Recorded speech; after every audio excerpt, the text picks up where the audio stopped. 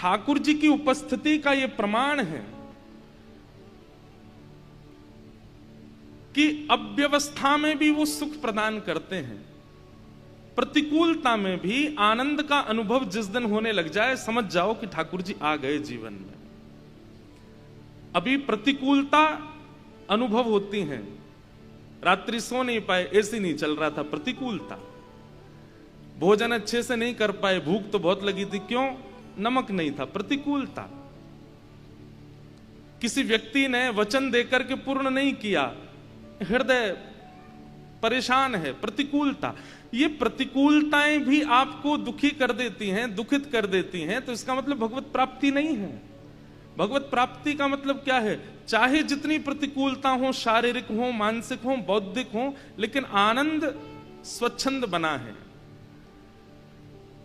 ना तो शरीर की व्यवस्थाओं की प्रतिकूलता से दुखी होता है, ना किसी व्यक्ति के द्वारा प्रकट की गई प्रतिकूलताओं से दुखी। भगवत प्राप्त व्यक्ति वो हर स्थिति में प्रसन्न रहता है। चिदानंद रूप शिवोहम शिवोहम, चिदानंद रूप शिवोहम शिवोहम। लोगों को प्रतिकूलता में विचलित होते हुए देखा गया है, और इतने विचलित सामान्य सी बात पर। लेकिन अगर आप आध्यात्मिक हैं, कथा सुनते हैं, गंगा स्नान करते हैं, तीर्थ यात्रा करते हैं, आचार्यों को श्रवण करते हैं, तो आपका स्वरूप पता चलेगा कि प्रतिकूलता विचलित ना करे। एक आसन पर बैठ करके कथा सुनना है, इसमें भी कई लोगों को बड़ी बाधा लगती है, लेकिन भगवत प्राप्ति जब हो जाती है तो ये प्रतिकूलताएं परेशान नहीं करती, फिर तो आनंद रहता है, व्यक्ति आनंदित होता है हर स्थिति में। और वही श्री कृष्ण है। ब्रजवासियों के लिए वर्णन करते हैं कि 6 महीने तक उत्सव मनता रहा, नाच रहे हैं, गा रहे हैं, आनंद मना रहे हैं। अवाद्यंत विचित्राणि वादित्राणि महोत्सवे, लेकिन किसी को भी विचलनता नहीं हुई है। कई लोग पूछते हैं तुमने नंद जी को लाला देखो? तो ब्रजवासी कहते हैं अभी देखो तो ना है हमने, तो फिर आप नृत्य क्यों कर रहे हो? बोले पतो ना, बिना देखे इतना नृत्य कर रहे हैं, तो देख के तो का ही होएगो। ये सुनकर के इतना सुख मिल रहा है कि नंद जी के लाला भयो है।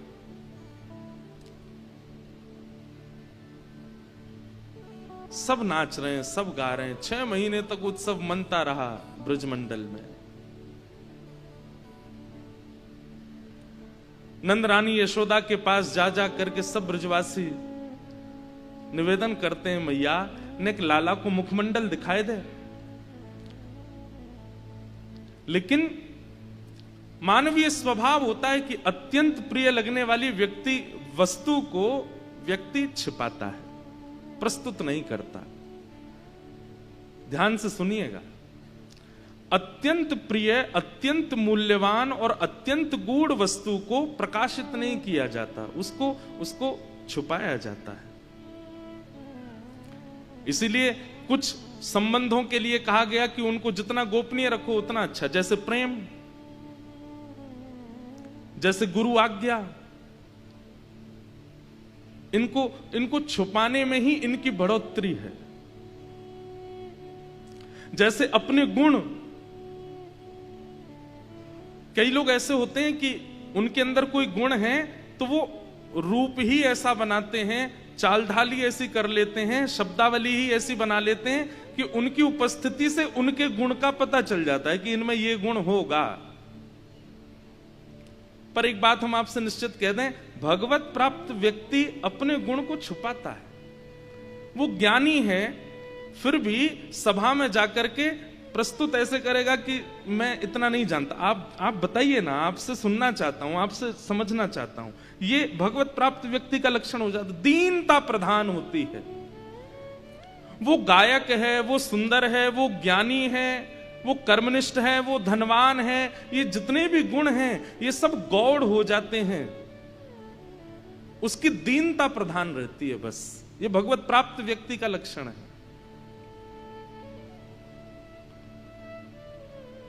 उस सभा में आने के बाद भी हमारे श्रीनाथ जी के मंदिर में एक बार तानसेन गाने के लिए आए।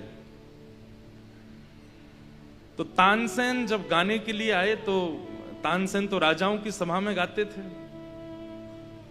तो गोसाई श्री विठलनाथ जी ने कुंभनदास जी, भगवान के अष्ट सखाओं में एक सखा श्री कुंभनदास, जिनका स्वर सुन के परमात्मा झूम उठते थे वो कुंभनदास, और जिनका स्वर सुन के समाज झूमता था वो तानसेन। तो तानसेन जी जब गाने के लिए आए तो गोसाई श्री विठलनाथ जी ने कुंभनदास जी को उनकी सेवा में मतलब भाई बड़ा गायक है, आगरा से आ रहा है, उनका बैठने की प्रबंध, उनके जलपान की प्रबंध में कुंभनदास जी को लगाया। ध्यान से सुनिएगा, कुंभनदास जी ऐसे अद्भुत गायक हैं कि ठाकुर जी के नेत्र सजल हो जाते हैं कई बार उनका स्वर सुन के। लेकिन तानसेन के सन्मुख वे ऐसे रह रहे हैं कि तानसेन को पता ही नहीं चला कि ये गायक हैं। तानसेन उन्हीं को आज्ञा कर रहा है, मेरा तंबूरा उठा के इधर धर दो, अरे जल थोड़ा शीतल लेके आओ, घड़ा वाला लेके आओ। कुंभनदास जी दौड़ दौड़ के सेवा कर रहे हैं, तानसेन आया है। तानसेन ने जब गायन किया ठाकुर जी के सन्मुख तो वाह वाह हुई, खूब वाह वाह करने लगे सब लोग। और थोड़ी देर गाने के बाद तानसेन ने आज्ञा ली, गोसाई श्री विठलनाथ जी से कहा मेरी सेवा पूर्ण हुई। तो गोसाई जी ने कहा ठाकुर जी के राजभोग का समय है, आप थोड़ा विराजो, राजभोग में एक पद पारंपरिक गाया जाए, वो कुंभनदास जी गाएंगे। तो कुंभनदास जी पीछे बैठे थे। तो तानसेन बोला कौन कुंभनदास? तो जैसे ही वो उठे तो अरे ये तो वही है जो सुबह हमारा तंबूरा उठा के चल रहे थे, हमारे जलपान की व्यवस्था कर रहे थे, ये गाएंगे। तानसेन जी बोला आओ आओ बैठो, हमें नहीं पता था तुम गाना जानते हो। नहीं नहीं हम तो कुछ नहीं जानते। अच्छा अच्छा गाओ। उन्होंने सोचा मंदिर में जो कीर्तन करते हैं वैसे ही होगा कोई। कुंभनदास जी ने जैसे ही गाना शुरू किया, प्रथम स्वर प्रस्तुत होते ही तानसेन के संपूर्ण अंग के मानो जैसे रोंगटे खड़े हो गए हो। इतना बड़ा गायक जिसने सदैव गागा करके पूरे विश्व को रुझाया। अरे तानसेन सामान्य नहीं है, जिसके गायन से साक्षात मेघ बरस जाते हैं, जिसके गायन से साक्षात दीप प्रज्वलित हो जाता है। तानसेन के सन्मुख सारे राग रागनियां हाथ जोड़ के खड़े रहते हैं, हमको सेवा में लीजिए। लेकिन आज वो किसी का स्वर सुन के जब शून्य हो गए, वाणी नहीं है उनके पास बोलने के लिए, बस नेत्रों से अश्रु गिर रहे हैं और कुंभनदास जी की ओर अपलक नेत्रों से देख रहे हैं। कुंभनदास जी का जब गायन पूर्ण हुआ, तानसेन बोले आप 2 मिनट मंदिर से बाहर आएंगे? बोले क्यों? मुझे आपको प्रणाम करना है। मैंने जीवन में स्वामी श्री हरदास जी के अलावा किसी को प्रणाम नहीं किया, लेकिन आज आपको प्रणाम करना है। क्यों? बोले प्रणाम का कारण ये नहीं कि आपका स्वर बहुत अच्छा था, कारण ये कि इतना सुंदर स्वर होने के बाद भी सुबह से आप मेरे साथ हो, आपके चाल ढाल बोली चाली उठने बैठने से एक बार भी आपने ये पता नहीं लगने दिया कि आप गायक हो। ये इस बात का प्रमाण है कि आपको ठाकुर जी प्राप्त हो गए, क्योंकि आप अपने गुण को छुपा रहे हो, गुण को गौड़ कर रहे हो। हम लोगों का स्वभाव हो जाता है, अंग्रेजी आती है तो सामान्य बात कर रहे हैं तो उसमें भी एक आध शब्द तो बोल ही देंगे कि सामने वालों को पता लगे अंग्रेजी आती है हमको। धनवान है तो वस्त्रों का पहनने का ढंग ही ऐसा होगा कि उससे पता लगे कि हम धनवान हैं। लेकिन भगवत प्राप्त व्यक्ति वो अंतर्मुखी रहता है, उसे ज्यादा इस बात की रुचि नहीं होती कि मेरे बारे में सबको पता लगे, मुझे सब जाने, मेरे गुण पर सब रीझ हैं। और सब ब्रजवासी ऐसे ही हैं, सब ब्रजवासी आनंदित हो रहे हैं, भाव विह्वल हो रहे हैं, सब नाच रहे हैं, गा रहे हैं, उत्सव मना रहे हैं। धन्य घड़ी जब होए यशोदा मैया कह के बोले, धन्य घड़ी जब होए यशोदा मैया कह के बोले। अरे मैया हम तो अब वादना की प्रतीक्षा कर रहे हैं, तुम्हारो लाला मैया मैया करके बोले। और नूपुर बांध दो चरणन में, घुट मन डोले। नूपुर बांध दो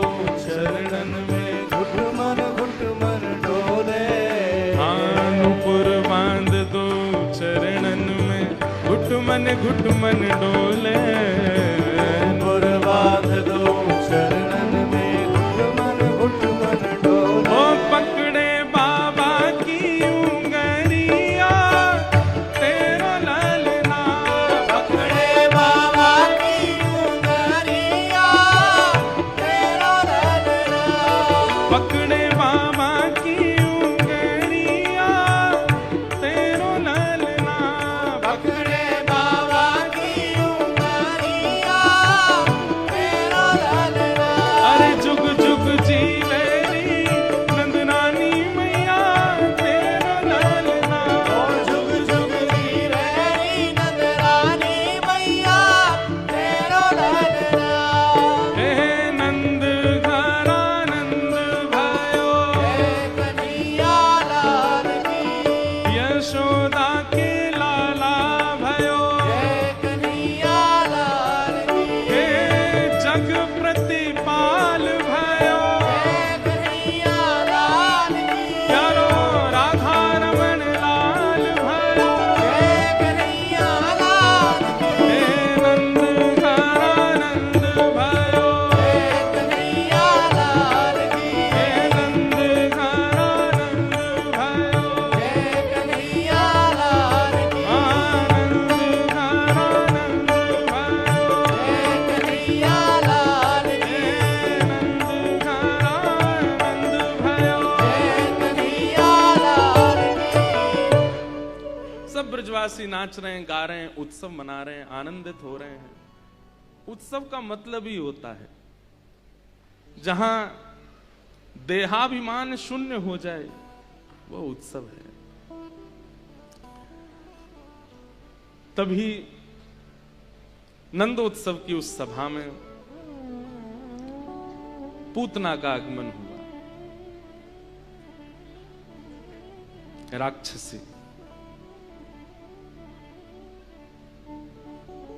बाधा केवल संसारी व्यक्ति को ही आती है ऐसा नहीं है, वैष्णवों को भी आती है।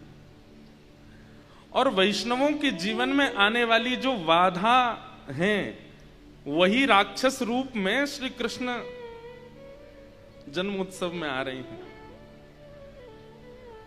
ठाकुर जी के संपूर्ण जीवन काल में जितने राक्षस आए, एक प्रकार से, सब लोग बहुत ध्यान से सुनो, भगवान के जीवन काल में जितने राक्षस आए,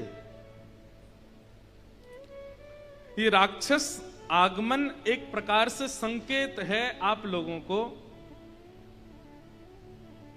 हमारो ध्यान करवे वाले, हमारो भजन करवे वाले, हमारी साधना करने वाले, भक्ति के मार्ग को पालन करने वाले सब वैष्णवों के लिए ठाकुर जी संकेत देते हैं। बोले मैं भी तो बिना विपरीतता के नहीं रहा ना। आप भजन करते हो, साधन करते हो, नाम जप करते हो, तो फिर विपरीत अवस्था से इतना घबरा क्यों जाते हो? मैं परमात्मा हूं कि विपरीतताओं से नहीं बच रहा हूं। जैसे प्रसन्न मुद्रा में पूरा जीवन व्यतीत कर रहे हैं, तुम क्यों परेशान होते हो? तुम क्यों व्यथित होते? अरे 6 दिन में पूतना आई, ये बड़ी बात। इससे भी बड़ी बात कि जन्म ही कारागृह में हुआ है, जेल में जन्म हुआ है। किसी बालक का कारागृह में जन्म होना, ये कहीं ना कहीं सांसारी लोग इस बात पर बड़ी चिंता व्यक्त कर सकते हैं, अरे राम राम बेचारे, देखो ये बालक का जन्म कितना दुर्भाग्य, इसका जेल में जन्मा। लेकिन ठाकुर जी मानो हम आप सबको एक प्रोत्साहन दे रहे हैं कि दुर्भाग्यशाली संसार में कोई नहीं होता। इसलिए किसी की स्थिति पर दुर्भाग्य मत। हां, दुर्भाग्यशाली कौन है? हरिद्वार में कथा हो रही है, 15 मिनट की दूरी पर कथा हो रही है, फिर भी सुनने नहीं आ रही, ये दुर्भाग्य है। गंगा जी बगल में बह रही हैं, फिर भी स्नान आचमन नहीं कर रही, ये दुर्भाग्य है। बद्रीनाथ केदारनाथ जाने की स्थिति है, लेकिन मनाली शिमला घूम रहे हो, ये दुर्भाग्य है। समुद्र महोदधि पुरी के समुद्र नारायण का दर्शन कर सकते हैं, लेकिन फिर भी गोवा का ही समुद्र बढ़िया लग रहा है, ये दुर्भाग्य है। ये दुर्भाग्य है। और सबसे बड़ा दुर्भाग्य क्या है? भारत में जन्मे हैं,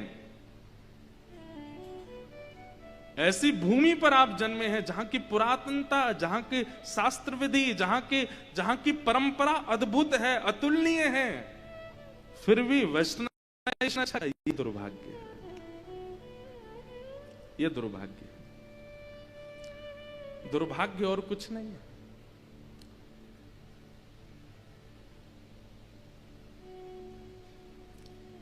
जन्म लिया, बालक ने, माता पिता चले गए, अरे दुर्भाग्यशाली। ठाकुर जी जन्म लेते ही माता पिता से दूर हो गए, अन्य माता पिता के पास रहे, इसको दुर्भाग्य कैसे कह सकते हैं? ठाकुर जी के संग भी तो हुआ। 6 दिन के ठाकुर जी 6 दिन के बालक को गोद में रखती है दुनिया, 6 दिन के बालक को पलना झुलाती है, पलकों पर रखते हैं, पर 6 दिन के बालक को पूतना लेके आकाश में चली गई, विष पिला दिया।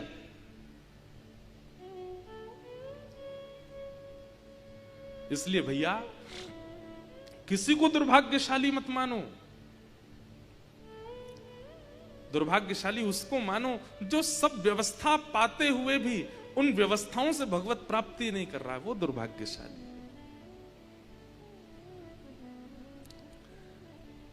पूतना राक्षसी है। कंस ने उसको बताया कि मेरे शत्रु ने 84 कोस में कहीं जन्म ले लिया है, लेकिन मुझे जगह नहीं पता कहां जन्म लिया है। पूतना बोली चिंता मत करो, 10 दिन के भीतर पूरे 84 कोस में जितने बालकों ने जन्म लिया है मैं सबका सूची निकलवाती हूं, और जिस जिसने ने जन्म लिया सबको मार दूंगी मैं, कोई नहीं बचेगा। उन्हीं के बीच में आपका शत्रु कृष्ण भी मर जाएगा। कंस ने कहा जाओ करो इस क्रिया को। और पूतना अत्यंत सुंदरी रूप धारण करके घर घर जाती है और अपने रूप के प्रभाव से घर के जनों को आकर्षित कर लेती है। उनके छोटे नवजात बालक को गोद में लेकर के अपना पयोधर विष पिला करके और मार देती है। ये मानवीय स्वभाव हमेशा से रहा है कि वो सुंदरता, वो वस्त्र और व्यक्ति के लटके झटके जो होते हैं उन पर बहुत जल्दी आकर्षित हो जाता है। समझ रहे हैं बात को? यदि कोई व्यक्ति जैसा ठाकुर जी ने बनाया वैसा नहीं है, एक्स्ट्रा अपने आप को निर्माण कर ले, थोड़े विचित्र से बाल कर ले, विचित्र सा अपना मुखमंडल बना ले, थोड़े बढ़िया से कपड़े पहन ले, थोड़ा ज्यादा एक्स्ट्रा ऑर्डिनरी लगने लग जाए, तो हमारा विश्वास सहज हो जाता है उस पर, और यहीं हम लोग फंस जाते हैं। मैं हमेशा कथा में कहा करता हूं, प्रभाव नहीं स्वभाव देखो। आपको जान के आश्चर्य होगा, प्रभु श्री राम जब धरा धरती पर आए थे उस समय राम जी से ज्यादा प्रभाव रावण का था। हिरण्यकश्यप जब पृथ्वी पर था तब नृसिंह भगवान से ज्यादा प्रभाव हिरण्यकश्यप का चल रहा था। प्रभु श्री कृष्ण जब ब्रजमंडल में जन्मे उस समय कंस का प्रभाव ज्यादा था। तो प्रभाव ज्यादा होना कोई बड़ी बात नहीं है, राक्षसों का भी रहा है, उस पर आकर्षित मत हुआ करो। यदि किसी का प्रभाव आपको अपनी ओर खींच भी रहा है तो उस समय कथा को याद कर लेना, बोले भाई ये देखो इसका चलना हमको अच्छा लगा, इसका पहनाव अच्छा लग रहा है, इसका बोली चाली अच्छी लग रही है, इसके लटके झटके अच्छे लग रहे हैं, लेकिन वास्तविक इसका जो अंतरंग गुण है जब तक वो पता ना चल जाए तब तक मैं इसके समीप नहीं जाऊंगा। ये विचार होना चाहिए। चाहे आपके मित्र संबंध हो, चाहे आपका विवाह संबंध हो, चाहे आपके माता पिता बहन बंधुओं के अलावा किसी से भी संबंध हो, प्रभाव मत देखिएगा, स्वभाव। पूतना का रूप इतना सुंदर है और उसके वस्त्र आवस्त्र इतने सुंदर हैं कि सब उस पर रीझ गए। बहुत ध्यान से सुनिएगा। जैसे ही सभा में प्रवेश करती है सब आकर्षित हो जाते हैं, कहते अरे अरे आपके बालक को जरा मैं गोद में खिला लूं, तुरंत बालक दे देते हैं। खिलाते खिलाते खिलाते समय पाते ही अपने पयोधर में जहां वो विष लगा के गई है दे देती है, मुख में मर जाते हैं बालक। और ऐसे ही मारते हुए पहुंच गई गोकुल। सब नाच रहे हैं, नंद घर आनंद भयो जय कन्हैया लाल की, यशोदा के लाला भयो, नंद जी को लाला भयो जय कन्हैया लाल की। पूतना आई। और जैसे ही पूतना का आगमन हुआ, जिस जिस स्थान से पूतना निकलती है सबको अपनी ओर आकृष्ट कर लेती है, आकर्षित कर रही है। कोई उसके रूप को देख रहा है, कोई उसके वस्त्र देख रहा है, कोई उसकी चाल देख रहा है, कोई उसकी ढाल देख रहा है, कोई किसी पर मोहित, कोई किसी पर मोहित। और जो जो मोहित होते जा रहे हैं उन सबका भजन टूटता जा रहा है। एक बात सुनिएगा, भक्ति की राह पर, भक्ति के पथ पर जो वस्तु, जो व्यवहार, जो क्रिया आपको भगवत विमुख कर रही है वही पूतना है। कल कथा में बहुत मन लगा और आज कथा सुनते सुनते कहीं ना कहीं मन विचलित हुआ, कोई और चिंतन आ गया। वो चिंतन जिसका आया है वही पूतना है, उससे सावधान रहिएगा, उससे बचिएगा। समझ में आ रही है बात?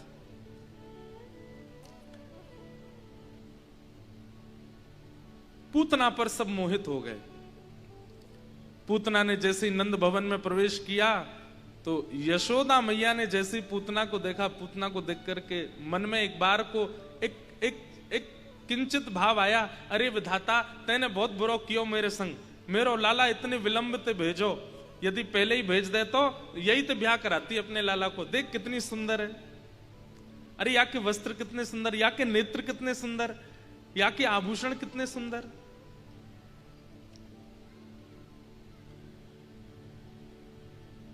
पूतना को देख करके यशोदा मैया भी बोल पड़ी, अरे बहन तुम बड़ी सुंदर हो, कहां से आई हो? पूतना ने अपना ऐसे कोई परिचय दिया, पास के गांव से आई हूं, आपके लाला भयो, तुम्हें तो रोक ही नहीं पाई, मैं तो मिलवे आई हूं या देख में आई हूं। अरे तुम्हारो ही लाला है, लो अपनी गोद में लो। ठाकुर जी तुरंत उसकी गोद में दे दी। बंधुओं, यहां पर बहुत प्रकाश डालते हुए श्री वेदव्यास जी महाराज कह रहे हैं कि पूतना के रूप, स्वरूप, व्यवहार, स्थिति सबको आकर्षित कर ले गई, लेकिन जिनको आकर्षित करना चाहिए था वो आकर्षित नहीं हुए। साक्षात कितना बड़ा सौभाग्य है पूतना का कि उसकी गोद में परमात्मा है, लेकिन ठाकुर जी गोद में जाते ही नेत्र बंद कर लेते हैं और अपने छोटे छोटे भुजाएं ऐसे हाथ ऊपर और रख लेते हैं कि कहीं इसकी छाया भी नहीं आवे हमारी आंखन पे। आप अपने गुण, व्यवहार और लोक रंजन की स्थिति से संसार को तो रिझा लोगे, संसार को रिझाना। और एक बात और बताएं आपको, जैसे जैसे समय आगे बढ़ता जा रहा है, सोशल मीडिया का टाइम बढ़ता जा रहा है, दुनिया को रिझाना कोई बहुत बड़ी बात नहीं। आज बेसुरा गाकर के भी रिझाया जा रहा है, उल्टा सीधा नाच के भी रिझाया जा रहा है, अस्त व्यस्त कपड़े पहन के भी रिझाया जा रहा है, लोगों के सामने उल्टे सीधे काम करके वीडियो बना करके भी रिझाया जा रहा है।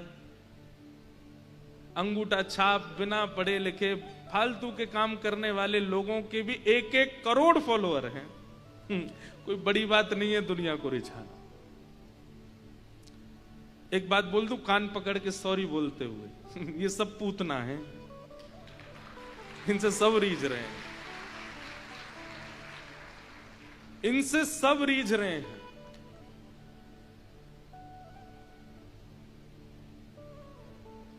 कैसे कैसे गाने आ रहे हैं आजकल, उन गानों को लोग कैसे कैसे सुनते हैं। पर भगवान की बहुत बड़ी कृपा है, गंगा जी की बहुत बड़ी कृपा है, अब धीरे धीरे युवाओं का रुझान कथा की ओर बढ़ रहा है।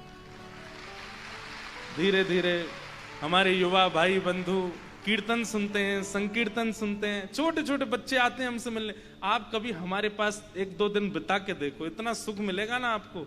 इतने युवा आते हैं, इतने छोटे छोटे बच्चे। हमारे राम जी महाराज आज इतने खुश हो रहे, बोले भैया इतना अच्छा लगता है, कितने युवा आते हैं और बिल्कुल एकाग्रचित्त हो। मैंने कहा भैया बस नजर नहीं लगे, ये सुनते रहें, क्योंकि युवाओं का थोड़ा हमको एक पाया ढीला ही लगता है इनका। इनकी 4 व्हीलर गाड़ी है, एक व्हील में हवा कम ही रहती है, ये कब पलट जाए पता नहीं है, इसलिए जब तक चल रहा है बढ़िया चलने दो। दिखाएं महाराज जी।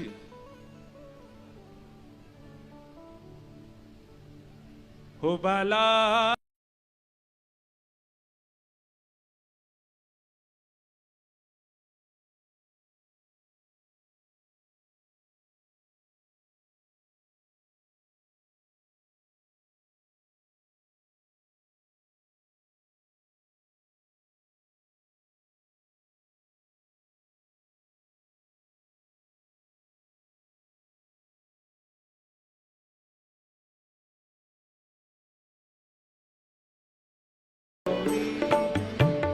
जिन भेषा मेरो गिरधर रीझे, जिन भेषा मेरो गिरधर रीझे, मैं सो ही भेष धरूंगी हो, मैं तो सो ही भेष धरूंगी हो, मैं तो सो ही भेष धरूंगी हो, मैं तो सो ही भेष धरूंगी। अरे हाँ मैं बैरागन होंगी, मैं बैरागन होंगी, मैं बैरागन होंगी, मैं बैरागन होंगी। प्राण हमारा वहाँ बसता है, प्राण हमारा वहाँ बसता है। यहाँ तो खाली हो, यहाँ तो खाली हो। मात पिता परिवार सोई है, मात पिता परिवार सोई है, मात पिता परिवार सोई है, मात पिता परिवार सोई है। ओ कहिए तिनका तो भला, कहिए तिनका तो हाँ भला, कहिए तिनका तो भला, कहिए तिनका तो। अरे हाँ मैं बैरागन होंगे, मैं बैरागन। मीराबाई की इस पद की सबसे अच्छी बात पता है क्या है?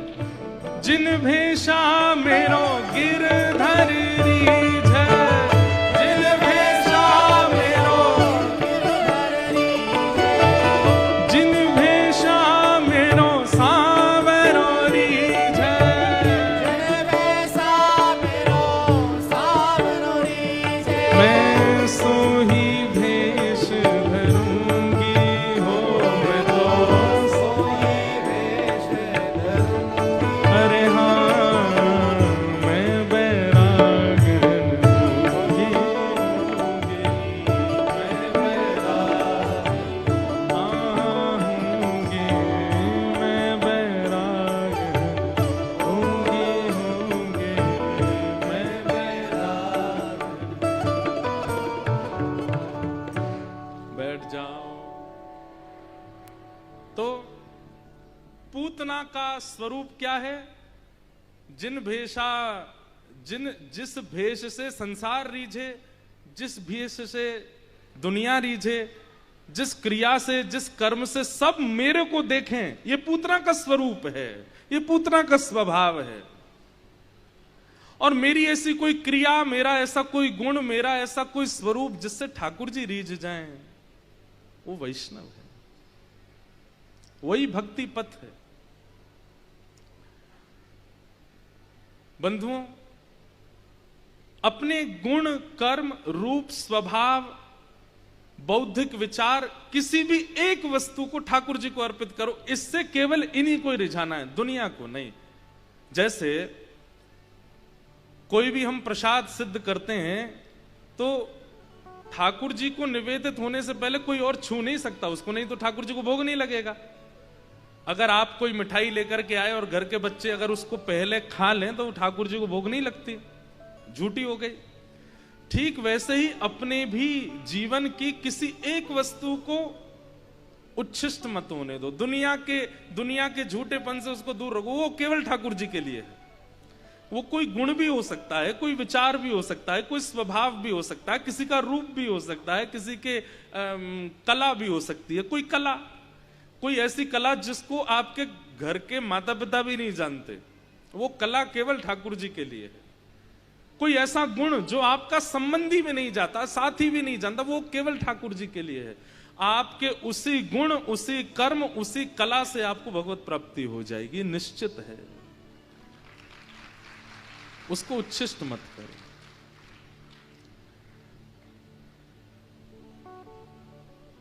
तो पूतना का स्वभाव क्या है? वो सबके रंजन के लिए आई है, सब मुझसे रीझ जाएं, मेरे पर आकर्षित हो जाएं। पर उसके चित्त में एक बार भी नहीं आया कि परमात्मा रीझ जाए। इसलिए ठाकुर जी के इतने समीप जाने के बाद भी भगवान के नेत्रों की अधिकारिणी नहीं बनी पूतना। ठाकुर जी ने नेत्र बंद कर लिए। यशोदा मैया किसी कारण से थोड़ी बाहर गई, पूतना ने तुरंत योजना बना करके अपना पयोधर जैसे ही भगवान के मुख में दिया, आहा, ठाकुर जी ने उसका पयोधर पीना प्रारंभ किया। पहले तो भगवान धीरे धीरे पीते रहे और थोड़ी देर बाद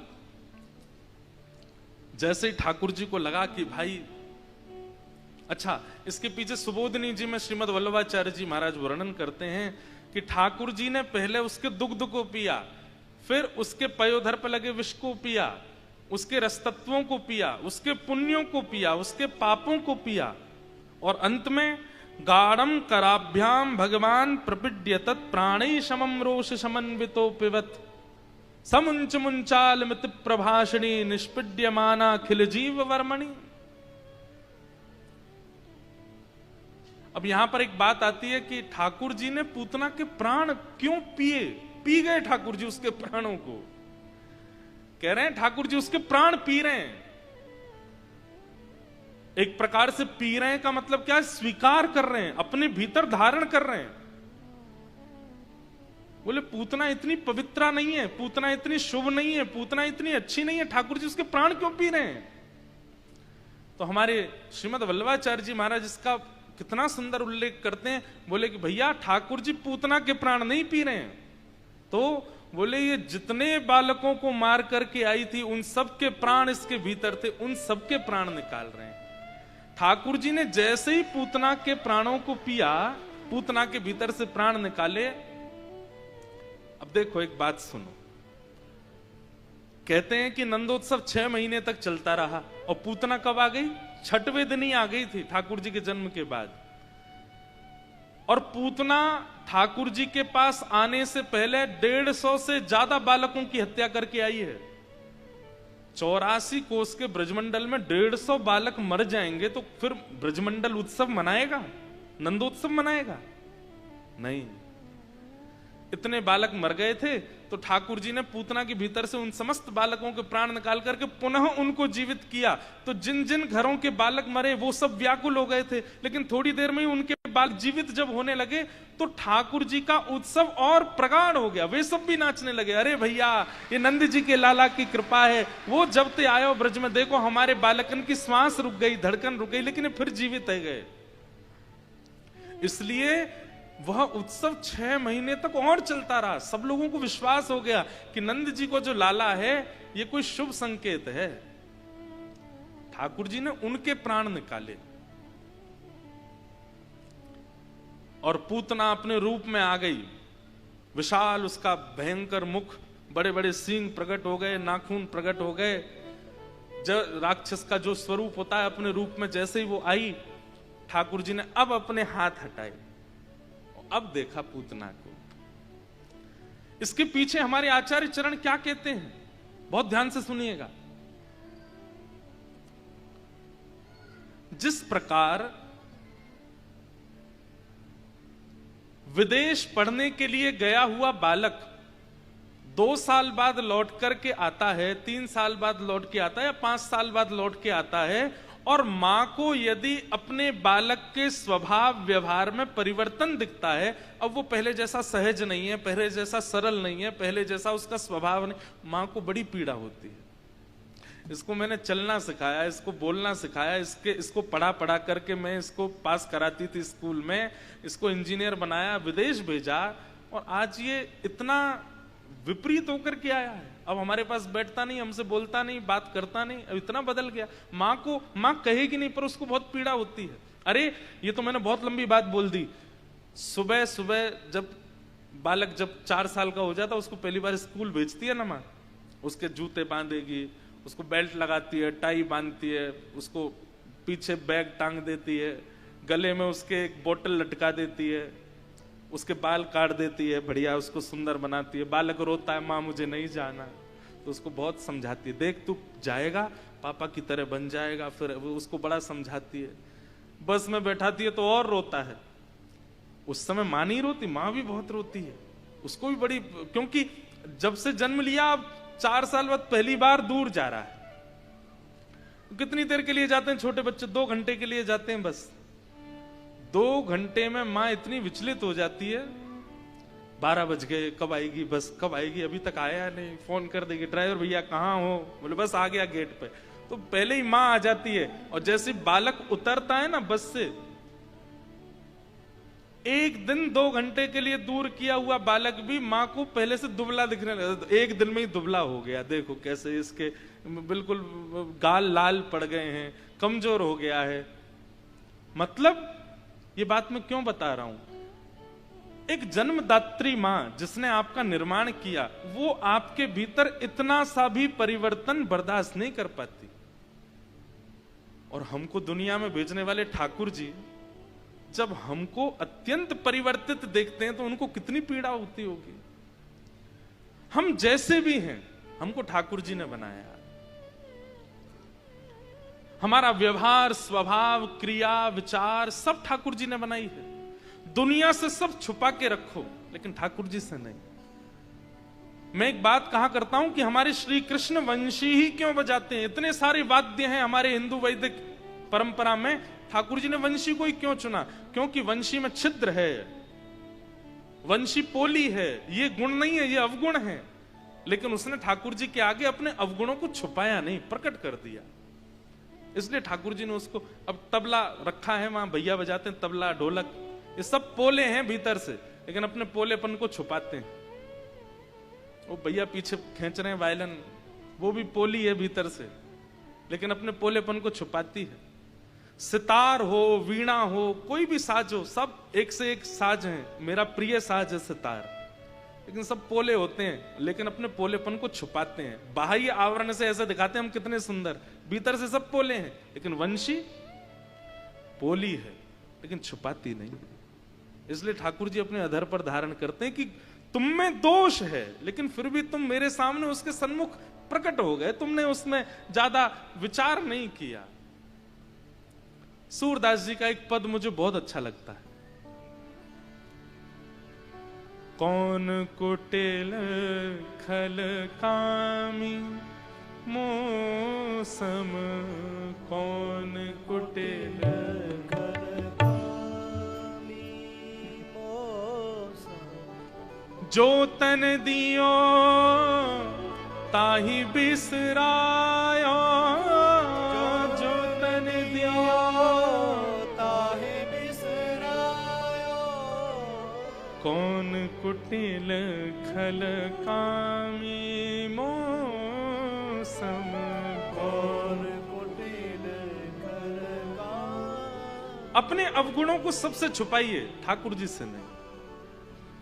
कभी कभी गंगा मैया में डुबकी लगाते लगाते कह दिया कीजिए, हे गंगा मैया, ईर्ष्या से भर गया है मेरा मन, बहुत क्रोध आने लगा आजकल, मेरे अंदर लोभ जागृत हो गया है, मैं बहुत लोभी जैसा हो गया हूं, मेरे अंदर कामुकता बढ़ रही है, मेरे अंदर क्रोध का बढ़ोतरी हो रही है। ये सब शिकायत करिए गंगा जी से, मैं ऐसा हूं, आप कृपा कीजिए, मुझे शुद्ध बनाइए, मेरे हृदय को परिवर्तित कीजिए।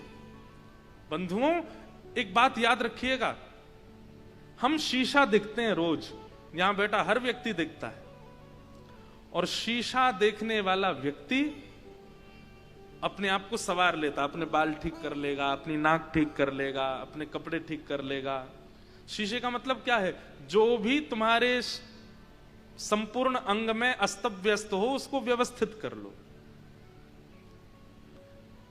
अगर कोई व्यक्ति शीशा ना देखे, 10 दिन शीशा मत देखो, कितने विचित्र हो जाओगे आप। बाल विचित्र हो जाएंगे, मुखमंडल विचित्र हो जाएगा, कपड़े विचित्र हो जाएंगे।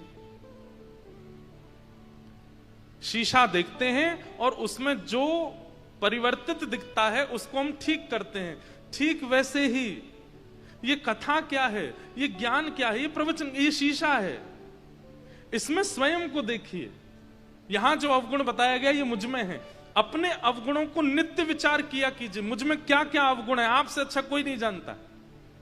मुझ में लोभ है, मुझ में ईर्ष्या है, मुझ में काम है, मुझ में क्रोध है, मुझ में ये है, ये सारे अवगुण देखिए और नित्य अपने अवगुणों का चिंतन किया कीजिए। हम गुणों का चिंतन करते हैं, अवगुणों का नहीं। अवगुण का यदि नित्य चिंतन हो जाए तो धीरे धीरे उस अवगुण को समाप्त करने की सूची भी आएगी, धीरे धीरे उस अवगुण को समाप्त करने के विचार भी आएंगे चित्त में। ऐसे नष्ट होगा यह अवगुण। मैं पत्नी से तेज आवाज में बात कर जाता हूं, मैं पति को समझ नहीं पाती हूं, या बच्चे हमारी बात नहीं सुनते, या बच्चे सोचे माता पिता को कैसे समझाएं।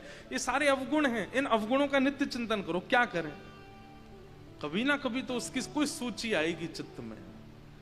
हम केवल अपने गुण का विचार करते हैं, मुझे अच्छा क्या। हमारे पूज्य पिताजी महाराज, वो जब कभी भी हमारी कथा सुनते हैं ना, कथा सुनने के बाद मैं जब प्रणाम करने जाता हूं तो वो 10 गलती से कम बताते नहीं है। आज तुमने ये गलत बोला, आज तुमने यहां गलती करी, आज तुमने ये गलत बोल दिया, इस विचार को ऐसे नहीं कहना था, इसको ऐसे नहीं कहना था।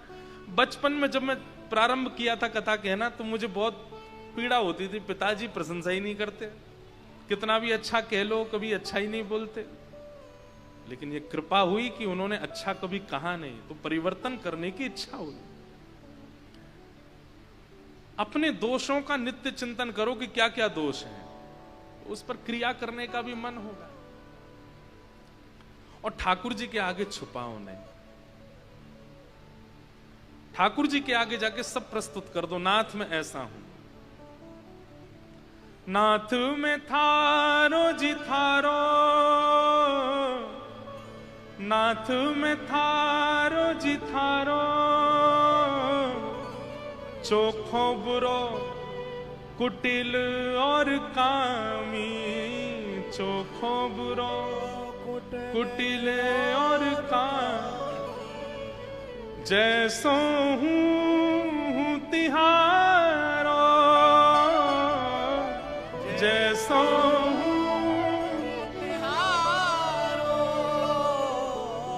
नाथ में थारो जी थारो,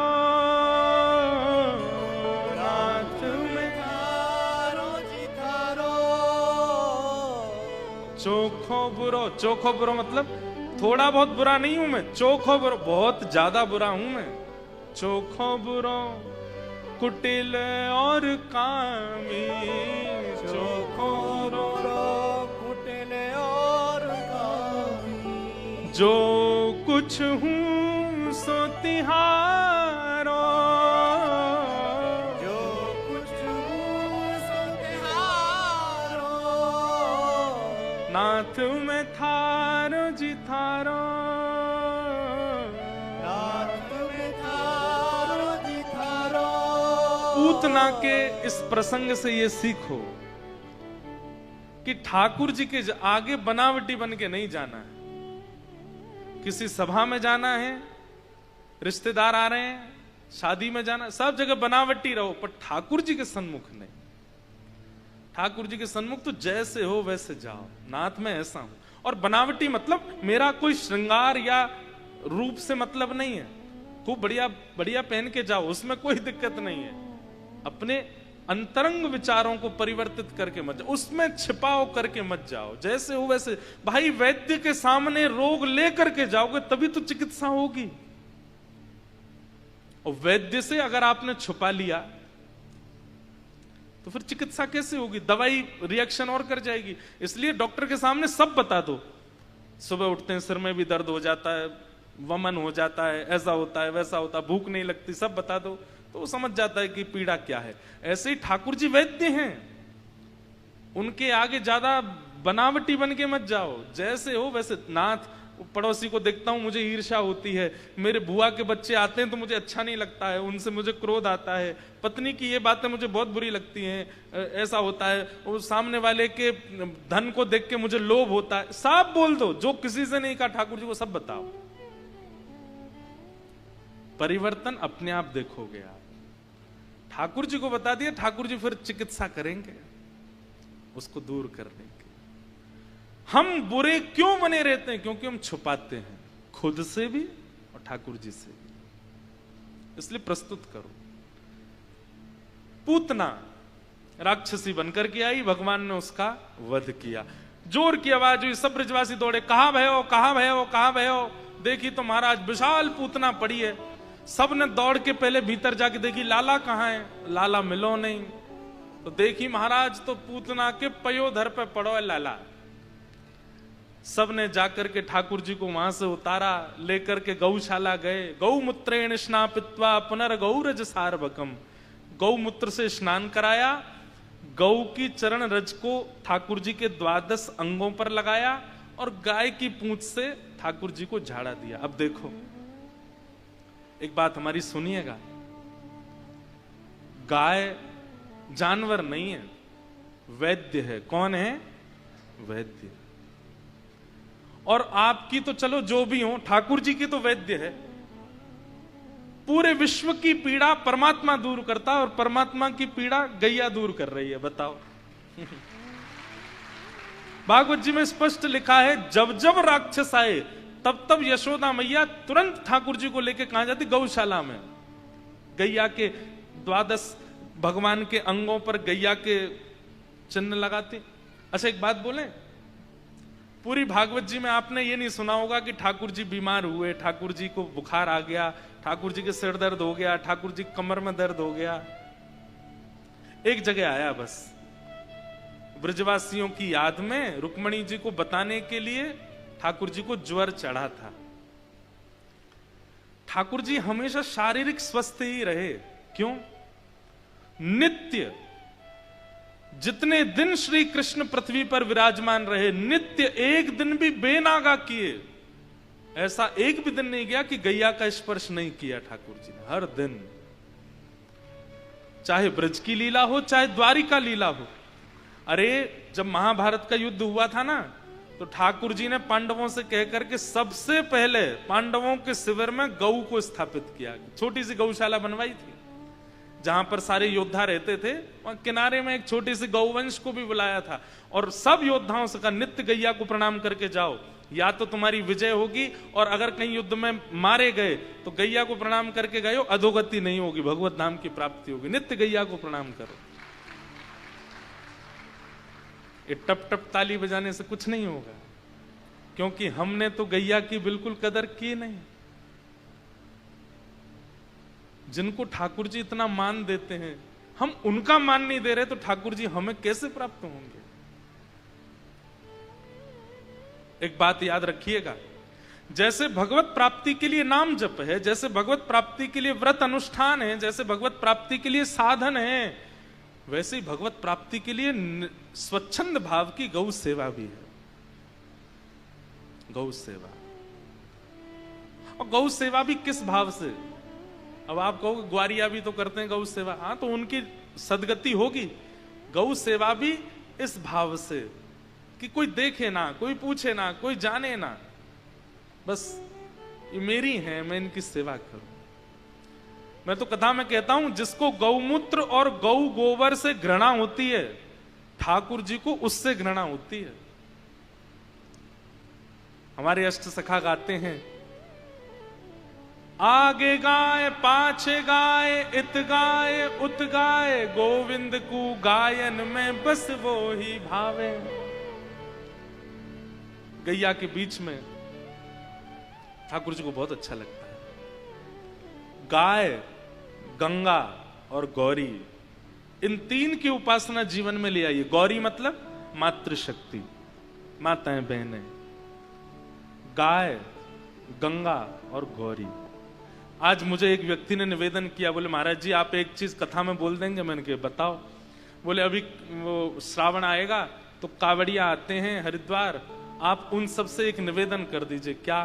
कि गंगा में स्नान करें, एक तो कुल्ला ना करें, एक वस्त्र ना धो। मैंने कि केवल कावड़ियाओं से नहीं, गंगा स्नान करने वाले हर व्यक्ति से हमारा निवेदन है कि गंगा जी में ना तो वस्त्र धोइए ना कभी कुल्ला कीजिए, ये दो काम मत कीजिए।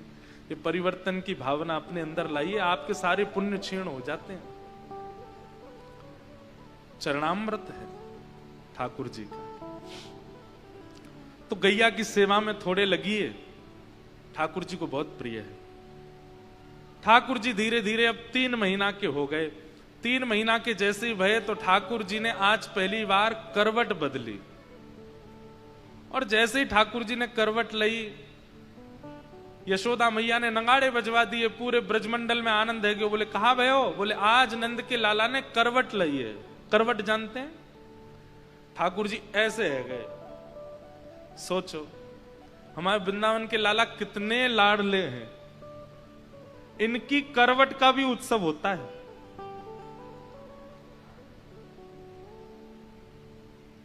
और करवट का उत्सव किस भाव से हो रहा है? बहुत ध्यान से सुनिए, सब लोग इधर देखो। करवट का उत्सव इस भाव से कि ब्रजवासी इतने उत्सुक हैं कि लाला कब बोलेगो, कब चलेगो, कब हमारे पास आवेगो, कब कब कब या की गति आवेगी। तो करवट एक प्रकार से सबसे पहला मूवमेंट होता है बालक का। वो पहली बार करवट ली है तो इसलिए ब्रजवासी इतने खुश है कि बस अब करवट ले ली, कल को पाम भी चलावेगो, फिर गुटमुन भी चलेगो, फिर बैठना सीख जाएगो, और फिर एक दिन चल चल के हमारे घर आयो करेगो। तो ब्रजवासियों को इतनी उत्सुकता हुई कि करवट लेने पर ही उत्सव मना दिया। और छोटा मोटा उत्सव नहीं मना, खूब विशाल झड़ा भंडारा। झड़ा भंडारा मतलब 84 कोस के ब्रजमंडल में किसी के घर पर चूल्हा नहीं जला, सब नंद भवन आए रोटी खावे। क्यों? करवट लिया आज लाला ने।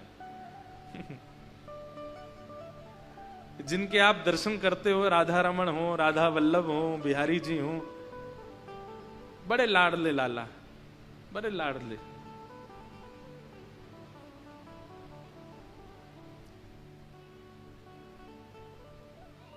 ठाकुर जी ने करवट ली। सब ब्रजवासियों की भीड़ लग गई लाला की करवट देखने की। अब ये करवट कब लेगो? अब लाइन लगा के सब देख रहे हैं लाला करवट ले। अब बालक कोई आपके कहने से थोड़ी लेगा, वो तो जब उसका मन। सब ब्रजवासी देख रहे हैं कब लेगो। जैसे ही ठाकुर जी पलटा मारे, ओहो जय जयकार होने लग जाए, नाचे गावे, लाला ने करवट ले ली। और ठाकुर जी तो जय जयकार सुन के रोने लगे। यशोदा मैया बोली अरे ये सब ब्रजवासी ऐसे आ जाएं। सब लाला को लेकर के घूम रहे हैं। तभी वहां सक्टासुर नाम का एक दैत्य आ गया। ठाकुर जी एक सकट के नीचे, सकट कहते हैं बैलगाड़ी को, बैलगाड़ी के नीचे सो रहे थे। मैया ने झूला बना दिया, वहां के नीचे सो रहे। इतने में ही सक्टासुर दैत्य आ गया। भगवान ने पाद प्रहार से सक्टासुर का वध कर दिया। बोलो सक्टासुर मर्दन गोपाल की। धीरे धीरे ठाकुर जी अब 1 साल के हो गए। और जैसे ही लाला 1 साल के भये, ठाकुर जी के 2 दांत निकल के आए हैं। बोलो वृंदावन बिहारी लाल की। हमारे मंगलमय उत्सव में दूर दूर से महापुरुष पधार रहे हैं। आज हिमाचल में श्री राधा कृष्ण मंदिर के पूज्य महाराज जी भी आज बाल बाबा महाराज पधारे हैं, उनको बारंबार प्रणाम। जय। महाराज जी के स्थान पर 2 वर्षों तक एक बार 2 वर्ष तक जन्माष्टमी करने का अवसर प्राप्त हुआ था दास को। वहीं जन्माष्टमी पर कथा होती थी हिमाचल ऊना में। आज पूज्य महाराज जी भी पधारे हैं, उनको बारंबार प्रणाम। जय। ठाकुर जी 1 साल के हो गए। और जैसे ही ठाकुर जी 1 साल के भये, तो ठाकुर जी के थोड़े थोड़े दांत निकल आए हैं, 2 दतुइयां निकल आई हैं। और ठाकुर जी मन में सोचे ये 2 दांत निकल आए, मैया को कैसे बताऊं कि मेरे दांत आगे, बोल तो सकते नहीं अभी। तो बगल में दाऊ दादा लेटे थे, सो ठाकुर जी ने दाऊ दादा को हाथ पकड़ो और हाथ पकड़ के मुंह में लेके जोर से काट गए। और जैसे ही ठाकुर जी काटे, यशोदा मैया तो दूर कहीं काम कर रही, दाऊ दादा अरे मैया खागो खागो खागो मोए खागो। यशोदा मैया दौड़ी दौड़ी आई, अरे ए दाऊ तू काय को खींचे, काय को चिल्ला रहो है? मैया देख लाला मोए खागो। मैया बोली वाके केवल मसूड़े हैं, वाके दांत तो है ना है, वो कितनी जोर से खा जाए तेरे लगेगी तो है ना। ना मैया देख। जैसे ही मैया ने देखी तो ठाकुर जी के 2 छोटे छोटे दांतों के चिन्ह बने हैं दाऊ दादा के हाथ पे। वो देख करके मैया ने दाऊ दादा को हाथ छोड़ो, लाला लाला ने मुंह दिखाइयो। और ठाकुर जी के ऐसे होठ ऊपर करके मैया ने जब 2 दांत देखे, मैया तो बलैया लेने लगी, आरती लेके आई, लाला की आरती करने लगी। दाऊ दादा बोले वाह, हमें खागो और या की आरती हो रही है ऊपर से। मैया ने जाके रोहिणी मैया को बताई और मैया पूरे ब्रजमंडल में हवा की तरह बात फैल गई, लाला के 2 दांत निकल आए। अब तो ब्रजमंडल के सबरे ब्रजवासी आ गए और सब आमे लाला ने हमें दिखाए थे कैसे दांत हैं तेरे। कोई अपनो हाथ कटवावे, कोई अपनी उंगली कटवावे, कोई अंगूठा कटवावे। ठाकुर जी से कटवा रहे हैं सब, और जैसे ही वो चिन्ह बन जाए सब अपने सिर से लगावे। अरे मैया तेरे लाला के 2, अब तो बस नेक और दिना रुकनो है, चलन लगेगा तुम्हारो लाला। सब इतने प्रसन्न हैं। ये आनंद ही श्री कृष्ण है, जो हर स्थिति में सुख दे रहे हैं, जो हर स्थिति में उत्सुकता दे रहे हैं, वही श्री कृष्ण है। अब यशोदा मैया लाला को लेकर के बुलवाती हैं, लाला बोल मैया। ठाकुर जी नहीं बोलते। फिर दाऊ दादा ले जाते हैं, बोले लाला बोल भैया। ठाकुर जी नहीं बोलते। नंद बाबा गोद में ले जाते हैं, बोले लाला बोल बाबा। ठाकुर जी नहीं बोलते। सबरे पीछे पड़े रहे, लाला बोले ही ना है, लाला बोले ही ना है। एक दिन यशोदा मैया अपनी गोद में लेके गौशाला में घूम रही थी, और जैसे ही गैया के पास गई तो ठाकुर जी गैया की ओर उंगली करके बोले मैया गैया। और जैसे ही ठाकुर जी बोले गैया, यशोदा मैया बोली लाला दोबारा बोलियो, बोले गैया। ठाकुर जी ने सबसे पहला शब्द उच्चारण पृथ्वी पर आकर के किया गैया। और गैया बोलने के बाद मैया बोली लाला एक बार बोल दे मैया। ठाकुर जी बोले मैया। गैया से प्रारंभ किया, फिर मैया बोले।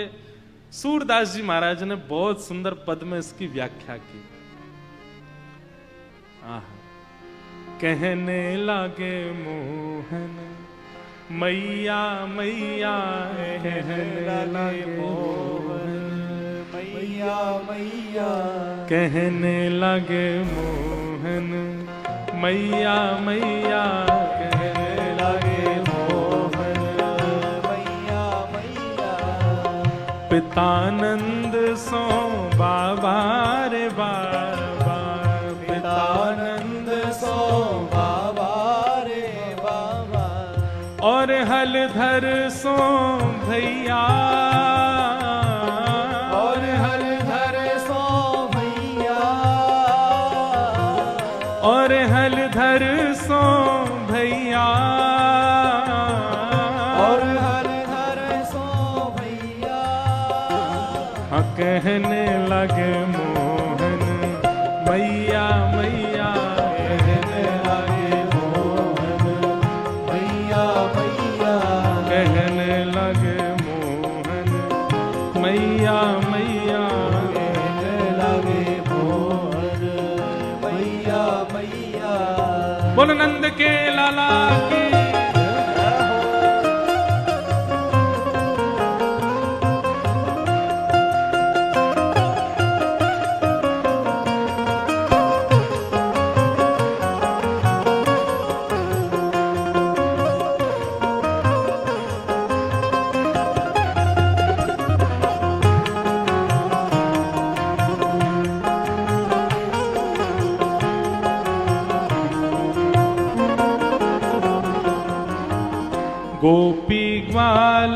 करत कौतूहल गोपी ग्वाल करत कौतूहल गोपी ग्वाल करत कौतूहल गोपी ग्वाल करत कौतूहल घर घर बजत बधैया घर घर बजत बधैया घर घर बजत बधैया ओ घर घर बजत बधैया कहने लगे मोहन मैया मैया कहने लगे मोहन मैया मैया कहने लगे मोहन मैया मैया कहने लगे मोहन मैया मैया। भाव का वर्णन करते हैं।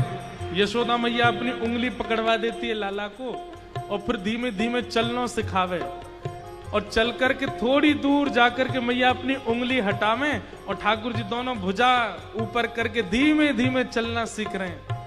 तभी एक खम्भ में मणि लगी है और उस मणि में जैसे ही ठाकुर जी ने अपना प्रतिबिंब देखा, अपना प्रतिबिंब देख करके ठाकुर जी अपने को ही देख करके उसके सामने नृत्य कर रहे हैं और सूरदास जी उसका वर्णन कर रहे हैं।